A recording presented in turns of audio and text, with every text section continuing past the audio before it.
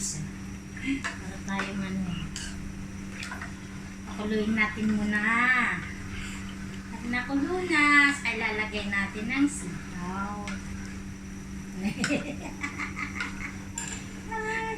Lagyan natin ng konting asin.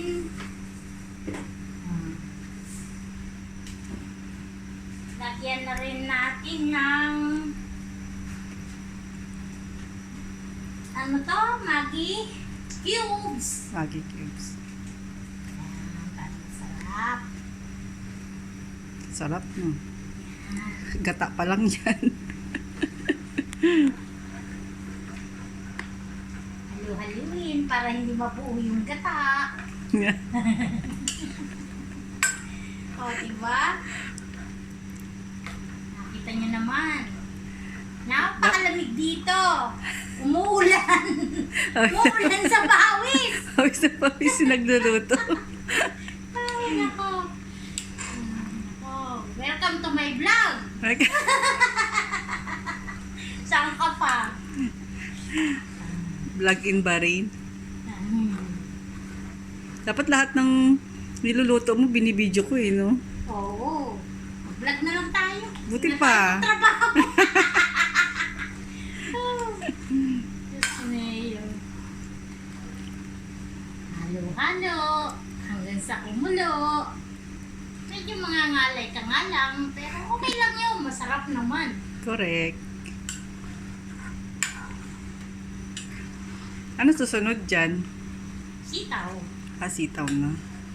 Pagka napakulo na natin yan, sitaw naman. Pagka lumambot na yung naluto na yung sitaw, saka natin ibabaw yung isda. Kasi luto na yung isda. Pure na gata, no? Hindi yung galing sa lata. Piniga-piga, ang gata. Halo-halo lang. Halo-halo.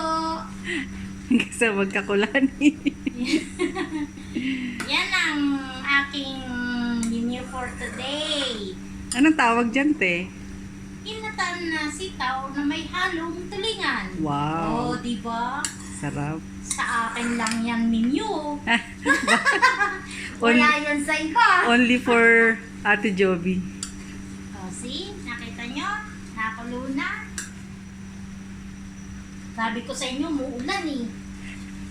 Umuulan na siya ng pawis. Ganyan dito sa Bahrain, napakainit, sobra. Correct. Humid.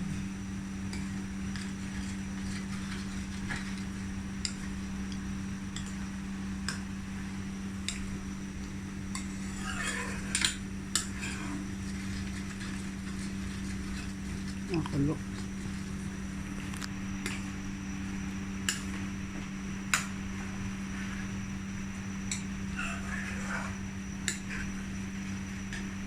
Lagyan na natin ang pampasarap. Para lumasa. Huwag na natin patagalin pa.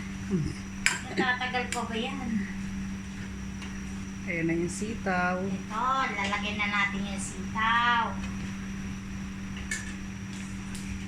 Sitaw. Pag-ibig ng sitaw ay huwag kang bibitaw. Ano ba yung sabi? Huwag kang kumain ng sitaw para ang pag-ibig daw hindi bumitaw. Totoo ba yun? Ewan ko ba, sa ano lang yun, narinig ko lang yun. Yan. Takpan po natin. Tatakpan na.